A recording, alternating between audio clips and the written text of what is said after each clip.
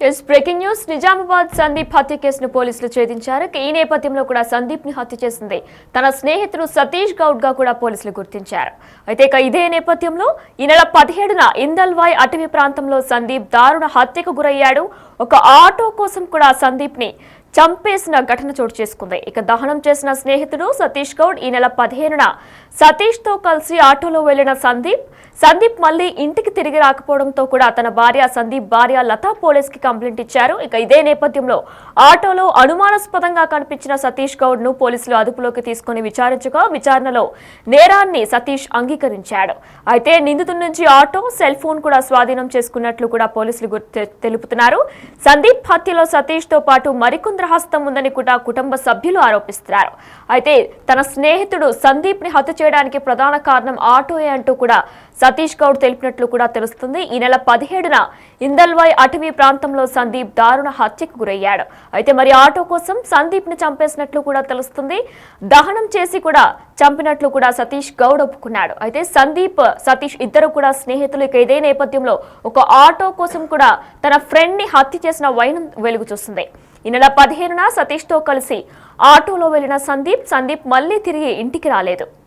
దీంతో తన భార్య లత పోలీసులకి కంప్లైంట్ ఇచ్చారు. ఆటోలో అనుమానాస్పదంగా తిరుగుతున్న సతీష్ గౌడ్ ను పోలీసులు అదుపులోకి తీసుకుని దర్యాప్తు కొనసాగించగా తన నేరాన్ని ఒప్పుకున్నట్లు కూడా పోలీసులు తెలుపుతున్నారు.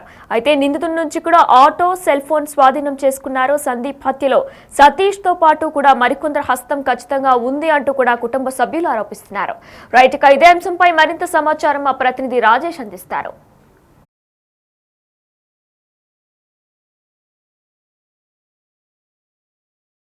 సరిగ్గా 4 రోజుల క్రితం నాగారంకు చెందిన సందీప్ అనే వ్యక్తి మిస్సింగ్ అయ్యాడని తన భార్య కుటుంబ సభ్యులు పోలీసులకు ఫిర్యాదు చేశారు.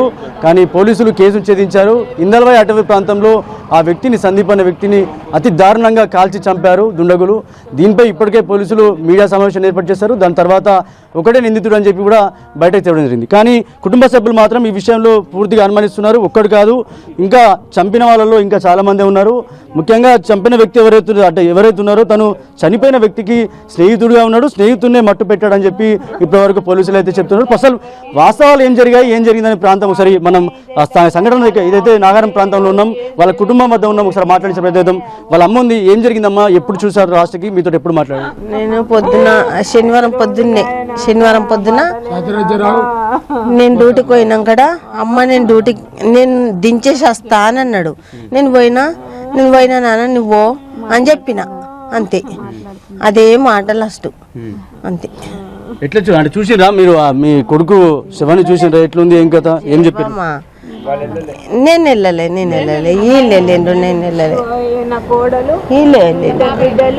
వెళ్ళలే చాలా కాలంగా కూడా ఇష్టపడి ప్రేమించి పెళ్లి చేసుకున్నారు. 8 సంవత్సరాలు ప్రేమించిన తర్వాత పెళ్లి చేసుకొని కనీసం సంవత్సరం కూడా అవుతలేదు. అప్పటికే తన భర్త చనిపోయాడు. లత ఉంది వాళ్ళ భార్య. మాట్లాడించిన ఏం జరిగిందమ్మా, అసలు నిజంగా ఏమని అనుమానిస్తున్నారు, అసలు ఇప్పటివరకు ఎలాంటి విషయాలు చూసారు సార్?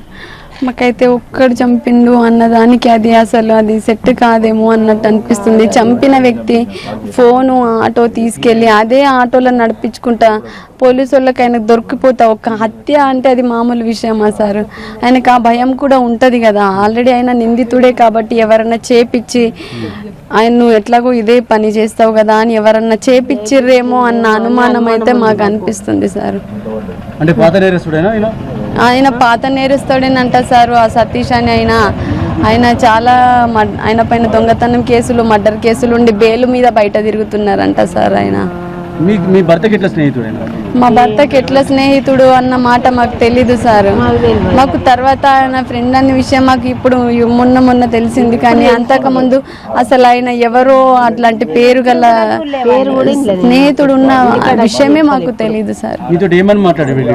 నాకు ఇంట్లోకి వెళ్ళేటప్పుడు నన్ను లేపి, మమ్మీ నేను ఆటో నడిపించుకొని నిన్ను కాలేజీకి దించేయడానికి వస్తానని చెప్పేసి వెళ్ళిండు సార్.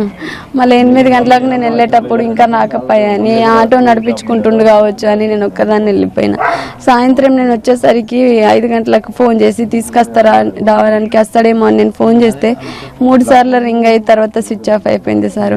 స్విచ్ ఆఫ్ అయిపోయినప్పటి నుంచి కొంచెం భయంగానే ఉండి నేను వాళ్ళ ఫ్రెండ్స్కి నాకు తెలిసిన వాళ్ళందరికీ ఫోన్ చేసి కొంచెం ఆడబడ్డాడేమో, ఈడ ఉన్నాడేమో, ఏడన్నా ఉన్నాడేమో అని అందరికీ ఫోన్లు చేసుకుంటూ అడిగితే అక్కడ లేడు ఇక్కడ లేడని కొంతమంది వెతికారు.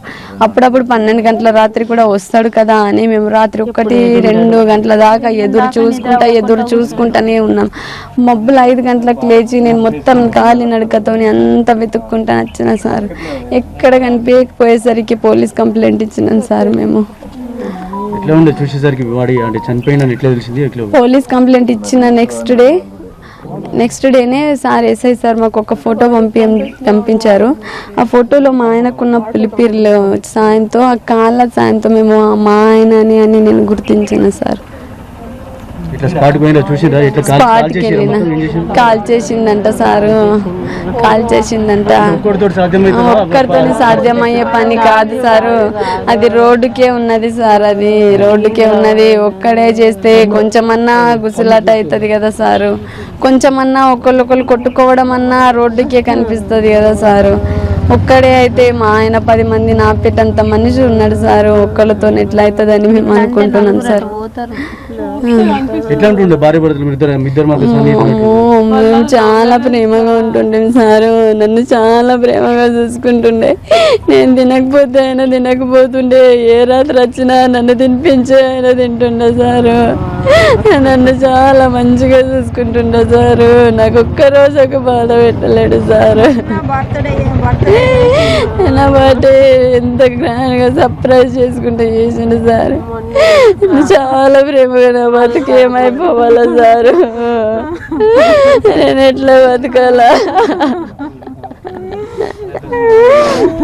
అక్క ఉన్నది ఒకసారి మాట్లాడేసే ప్రయత్నం. ఎట్లా ఉండే మీ తమ్ముడు మీతో సాన్నిహితం ఎట్లా ఉండే, అసలు ఆయన బిహేవియర్ ఎట్లుంటే, ఎట్లా బయట ఫ్రెండ్స్ ఎవరైనా ఉండేనా ఎట్లా అనిపిస్తుంది? చాలా మంచోడు సార్ మా తమ్ముడు. ఎవరిని ఒక్కోళ్ళని అట్లా వేరే వాళ్ళని అనకపోతుండే. మామ అక్క అని పేరు పిలుస్తుండే సార్, వరుసలు పెట్టే పిలుస్తుండే.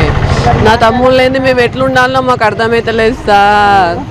మా తమ్ముడు మమ్మల్ని అది మొత్తం ఘోరంగా చంపేసిర్రు సార్. వాళ్ళకు మాత్రం కఠినమైన శిక్ష వేయాలి సార్. వాడికి మాత్రం ఏం డిమాండ్ చేస్తున్నారు రాష్ట్ర చెప్పండి? వాడికి శిక్ష పడాలి. డిమాండ్ కాదు, వాడికి శిక్ష పడాలి.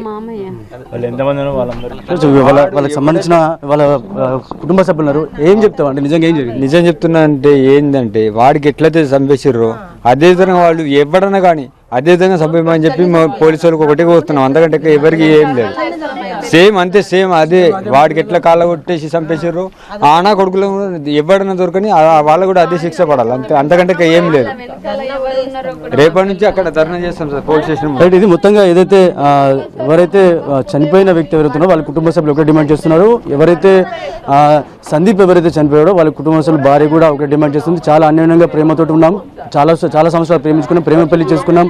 చాలా కాలంగా ఇలా తనకు సంబంధించిన ఎవరు కూడా శత్రువులు ఉండరు. కానీ ఏం జరిగిందో దాని వెనుక ఏం జరిగిందో పూర్తి విచారణ జరగాలి. ఎవరైతే వ్యక్తి ఉన్నాడో తన ఒక్కరే చంపలేదు, సందీప్ అనే సతీష్ అనే ఒక్క వ్యక్తి చంపలేదు. ఇంకా చాలా మంది కూడా ఈ ఏదైతే హత్య చేసిన కేసులో ఇంకా చాలా మంది ఉన్నారు. వాళ్ళందరిపై కూడా కఠిన చర్యలు తీసుకోవాలి. దీనిపై న్యాయ పోరాటం కూడా చేస్తామని కుటుంబ సభ్యులు డిమాండ్ చేస్తున్నారు. ఇది ఇక్కడ తాజా కెమెరా పర్సన్ సందీప్తో రాజేష్, బిగ్ టీవీ, నిజామాబాద్. నిజామాబాద్ సందీప్ హత్య కేసును పోలీసులు ఛేదించారు. ఇక ఇదే అంశంపై ఏసీపీ కూడా మాట్లాడారు. ఆయన ఏమన్నారు ఇప్పుడు ఒకసారి చూద్దాం.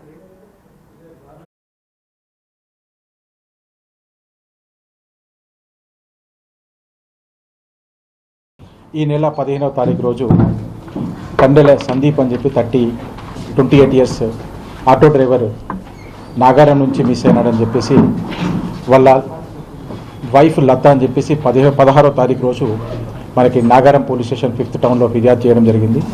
ఆ ఫిర్యాదులో భాగంగా మన పోలీస్ పార్టీ అన్ని ప్లేసెస్లో తిరుగుతూ ఉంటే 16th రోజు మధ్యాహ్నం 3 గంటల ప్రాంతంలో ఒక డెడ్ బాడీ ఉంది ఇందల్వాయి టోల్ గేట్ దగ్గర అన్న సమాచారం మేరకు మన వాళ్ళు వెళ్ళి వెరిఫై చేసినప్పుడు ఒక డెడ్ బాడీ సగం కాల్చివేయబడి ఉంది. కొన్ని ఆనవాళ్ళు చూసిన తర్వాత బంధువులను తీసుకెళ్ళిన తర్వాత వాళ్ళు గుర్తుపట్టడం జరిగింది. ఆ గుర్తుపట్టినప్పుడు ఆ మృతుడి పేరు సందీప్ అని తెలిసింది. ఇతను ఆటో డ్రైవరు, 28 ఇయర్స్, నాగరంలో ఉంటున్నాడు. వివరాలకు వెళ్తే మనకి ఈ ఇన్వెస్టిగేషన్లో తెలిసింది ఏమంటే, ఏదైతే 15వ తారీఖు రోజు ఇతను సందీప్ ఆటో డ్రైవర్ ఒక ఆటోను ఎంగేజ్ చేసుకున్నాడు 3 monthsకి. ఇతని ఫ్రెండ్ ఒకతను ఎవరైతే సతీష్ గౌడ్ అని ఇప్పుడు దీంట్లో నేరస్తుడు ఉన్నాడో, ఇతనికి ఒక 4 సంవత్సరాల నుంచి పరిచయం. ఈ ఇద్దరు కూడా ఆ రోజు మార్నింగ్ ఇతను పొద్దున 6:30కి ఇంటి నుంచి వెళ్ళడం జరిగింది. వెళ్ళినప్పుడు ఇతను కలిసి కలవడం జరిగింది అక్యూజ్డ్ సతీష్ గౌడ్. ఇద్దరు కూడా వెళ్ళేసి వివిధ ప్రాంతాల్లో తిరిగి మార్నింగ్ నుంచి ఈ కంటేశ్వర్ దగ్గర అక్కడిక్కడ లిక్కర్ పర్చేజ్ చేసి తాగడం జరిగింది. మనకు అన్ని కూడా వీడియో ఫుటేజ్లు అన్నీ ఉన్నాయి. దాని తర్వాత వీళ్ళు ఇద్దరు కూడా కామారెడ్డి వెళ్దాం, అక్కడ మంచి బిజినెస్ అవుతుందని చెప్పి ఈ సతీష్ గౌడ్ ఎవరైతే నేరస్తుడు ఉన్నాడో నమ్మబలికి ఈ సందీప్ని తీసుకొని ఇంకా మధ్యలో అక్కడక్కడ లిక్కర్ కూడా పర్చేజ్ చేసి తాగడం జరిగింది. వెళ్తూ టోల్గేట్ దగ్గర కూడా దాటడం జరిగింది. అది కూడా CCTV ఫుటేజ్లో రికార్డ్ అయింది. దాని తర్వాత టోల్గేట్ దాటి కొద్ది ముందు వెళ్ళిన తర్వాత అక్కడ ఆపి యూరినల్స్కి అని చెప్పేసి అతను తీసుకెళ్ళి అక్కడ ఒక 30 మీటర్ దూరంలో హైవే నుంచి తీసుకెళ్ళిన తర్వాత అక్కడ చిన్న లోయలాగా ఉంది, దాంట్లో ఇతను యూరినల్ చేస్తున్నప్పుడు తోసేయడం జరిగింది. తోసేసిన తర్వాత ఇతని పైన బండరాయి ఒకటి ఛాతి పైన పెట్టేసి చనిపోయిందని నిర్ధారించుకున్న తర్వాత అక్కడ గడ్డి అవన్నీ కూడా సమకూర్చేసి అక్కడ కాలబెట్టడం జరిగింది.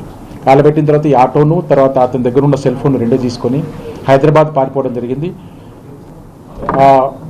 తర్వాత ఇక్కడికి మనకు ఈ సమాచారం అన్ని కూడా ఫుటేజెస్ అవన్నీ చూసినప్పుడు లాస్ట్ ఎవరు ఉన్నారు ఇతను తిరిగినారన్న సమాచారంలో ఈ సతీష్ గౌడ్ని సస్పెక్ట్ చేసి ఇతన్ని ప్రీవియస్ హిస్టరీ వెరిఫై చేస్తే ఇతని పైన వనశ్రీపురంలో ఒకటి మర్డర్ కేసు కూడా ఉంది, అది P2లో ఉంది. దాంతోపాటు టౌన్ 4లో తర్వాత హైదరాబాద్లో మీర్పేట్ పోలీసులో కూడా దొంగతనం కేసులు ఉన్నాయి. మొత్తం 4 కేసులు ఇతని మీద ఉన్నాయి. ఇతన్ని ఇమీడియట్గా మనం సస్పెక్ట్ చేయడం జరిగింది. ఒక సరైన సమాచారం ప్రకారం ఇతన్ని మాధవనగర్లో అరెస్ట్ చేసినప్పుడు ఈ నేరాన్ని కన్ఫెస్ చేయడం జరిగింది. అతని నేరస్తుడి కన్ఫెషన్ ప్రకారం అతని దగ్గర నుంచి ఆటో, తర్వాత అదేవిధంగా మొబైల్ ఫోన్ 2 కూడా సీజ్ చేయడం జరిగింది. టోటల్ కూడా మళ్ళీ రికన్స్ట్రక్షన్ టోటల్ సీన్ చేయడం జరిగింది. ఈ కారణం ఏంటంటే చంపేయడానికి కారణం ఇతనికి డబ్బులు అవసరం ఉంది, ఈ ఆటోను అమ్ముకొని డబ్బులు చేసేసుకొని ఉందామని చెప్పేసి ఒకే ఒక కారణంతో ఈ మర్డర్ చేయడం జరిగింది. ఇతను వైఫ్తోని విభేదాలు ఉన్నాయి, చాలా 5 సంవత్సరాల నుంచి వైఫ్తోని విభేదాలు ఉన్నాయి. వైఫ్ ఏమో వనస్థలిపురంలో ఉంటుంది. ఇతను వైఫ్తోని 3 నెలల కింద విభేదాలు చేసుకొని ఇక్కడ 3 నెలల నుంచి వాళ్ళ అమ్మగారైన వాళ్ళ ఇంట్లో నాగారంలో ఉంటున్నాడు. ఇది అక్యూజ్డ్ గురించిది. ఇతన్ని పట్టుకోవడంలో SHO town 5 Gangadhar, CI north rural Srinivas గారు మరియు సిబ్బంది అందరూ కూడా అఫెన్స్ అయినప్పటి నుంచి వితిన్ 24 అవర్స్లో దీని కేసుని డిటెక్ట్ చేయడం జరిగింది. అతి తొందరలో వితిన్ 24 అవర్స్ డిటెక్ట్ చేసినందుకు SHOని తర్వాత ఇన్స్పెక్టర్ని అభినందిస్తూ వాళ్ళకి సరైన రివార్డ్స్ CP గారికి ప్రపోజల్గా పెట్టడం జరుగుతుంది. ఈ కేసులో ఇతన్ని రిమైండ్ చేయడంతో పాటు ఇంకా ఫర్దర్ కూడా మళ్ళీ కస్టడీ తీసుకొని ఫర్దర్ కూడా చేయడం జరుగుతుంది.